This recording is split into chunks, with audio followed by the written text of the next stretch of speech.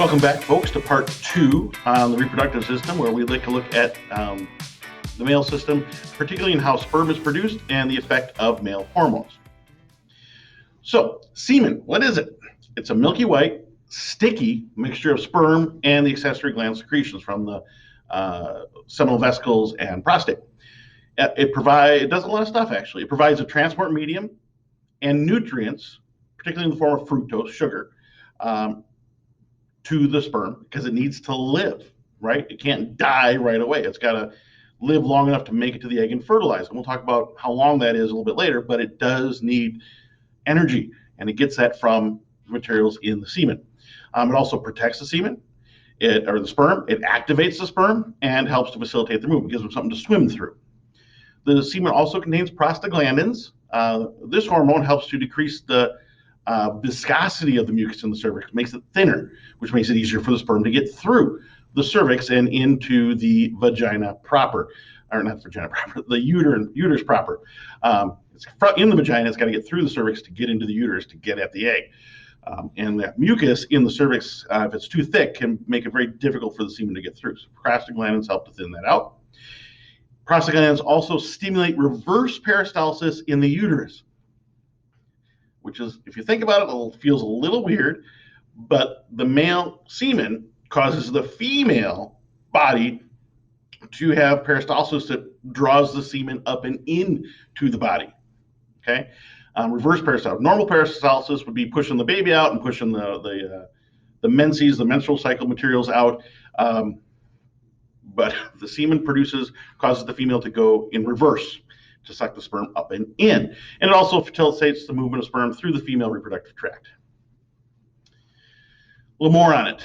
Semen is relatively alkaline, and that helps to neutralize the relatively acidic environment found in the male urethra and the female vagina, which are both somewhat acidic. So it tries to neutralize that so the sperm can live longer. It has some antibiotic chemicals that help to destroy some bacteria. It is not protection against sexually transmitted diseases. Don't think that. That's why there's sexually transmitted diseases, because this stuff doesn't work against them. But it does have some antibiotic chemicals that kill some other bacteria. It has clotting factors in it, which help to coagulate the semen immediately after ejaculation. So ejaculation happens, you don't want all the semen running out. At least evolutionary and biologically speaking, you don't want the semen running out. You want it to stay up and in there. So it coagulates right away. Okay, so that it stays there until the penis is withdrawn and the vagina has time to close up back to normal. And then a little bit later, kind of a delayed fuse, so to speak, there's a chemical called fibrinolysin, which liquefies that sticky mass to make it easier for it to get through the cervix and into the uterus. So pretty complex, well, not complex, but pretty tricky on the part of the sperm and semen to get where it needs to go. How much is there? Generally, most of the time for most males, about 2 to 5 milliliters of semen are ejaculated. 2 to 5 milliliters, not much. Those pipettes we use in class a lot of the time, if you fill those up in the main part, that's about 3 milliliters, which would be average. So it's not a lot.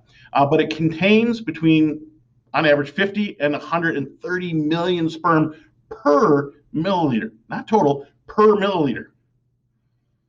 So hundreds of millions of sperm in that little bit. Hundreds of millions of chances to fertilize an egg. Obviously, the more sperm concentration you got, the better the chances of it being able to get to an egg and fertilize it. That's why lower sperm counts can be a problem for fertility.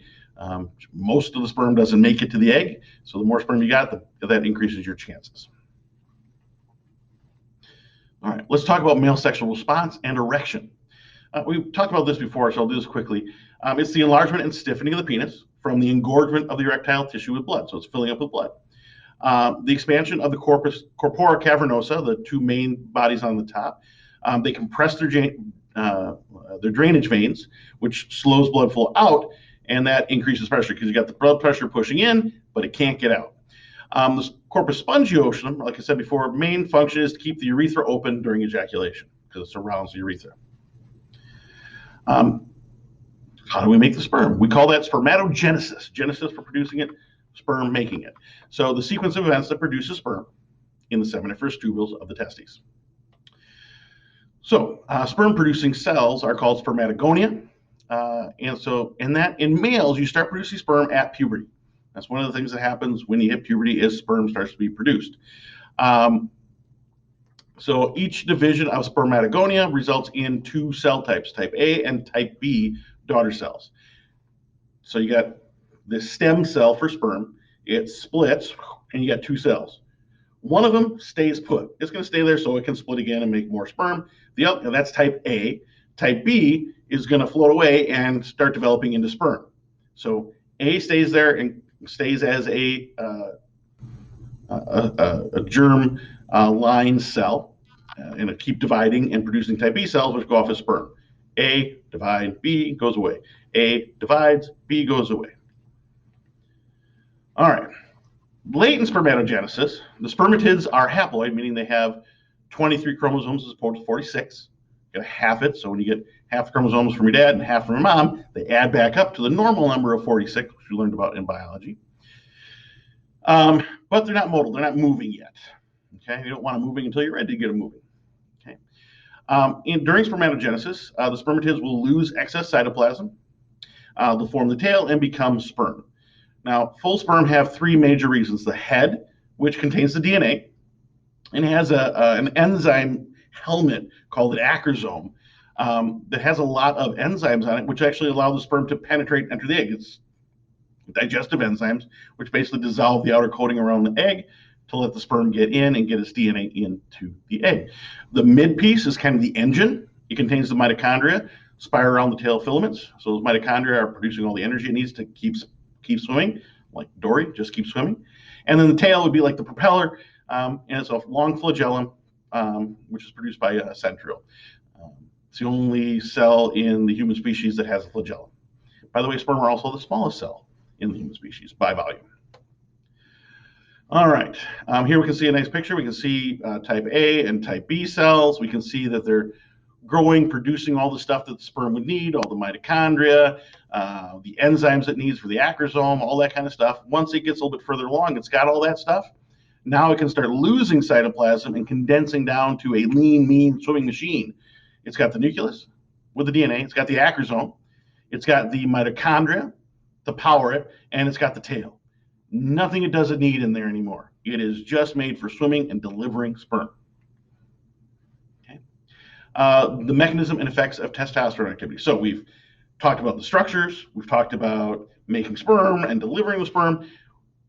One thing we haven't talked about is around those seminiferous tubules, remember there's all those androgenic material, those hormone-producing cells that produce testosterone and other androgens. Okay? Testosterone itself is synthesized from cholesterol, so it pulls cholesterol from the blood and turns it into testosterone. And testosterone targets all the accessory organs that we talked about, as well as some other ones. If you don't have enough of it, it can cause these organs to atrophy or shrink or shrivel a little bit. So if you mess with the levels of the hormones, it can cause changes to what happens to those different organs. So you see that with folks who use steroids illegally, it can mess with those things. That's kind of at the heart of hormone therapy for sex change and things of that nature, is adjusting the amounts of testosterone, estrogen, progesterone, which then has a lot of effects that we'll see here. To male secondary sexual characteristics. Male hormones make their appearance at puberty and induce changes, like we said, in all the regular accessory structures, the penis, the scrotum, seminiferous tubules, all that kind of stuff. But it also results in changes in non-reproductive organs. This is what causes humans to be dimorphic, to have two very different looking sexes, okay, with different characteristics. So this extra testosterone causes a bunch of changes in boys. Causes the appearance of pubic, axillary, armpit, and facial hair, okay, in larger amounts and thicker and darker. Enhanced growth of the chest, so the chest becomes bigger, okay, and a deepening of the voice. So it makes the larynx a little bit bigger and loosens up those vocal cords, and the chest is deeper so you can get more air in there. The skin is actually thicker. Guys have thicker skin on average than females, and it generally becomes more oily as well.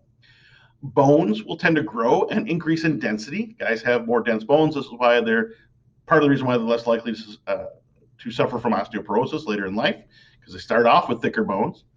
And the skeletal muscles increase in size and mass. That's, the main reason people would take it for like muscle building kind of stuff, illegal testosterone androgens for doping and stuff. And you can see all these things. We think the reason these changes happen evolutionary is probably to allow males to be better hunters, bigger chest to run after, to have more staying power when they're running and chasing down game, thicker bones, more muscle, thicker skin, just to make them tougher to do that. It's one of the hypotheses about why there is such a difference between males and the female is males started to specialize there. Testosterone is the basis for libido or sex drive in both males and females. More testosterone generally leads to a higher sex drive in both male and females.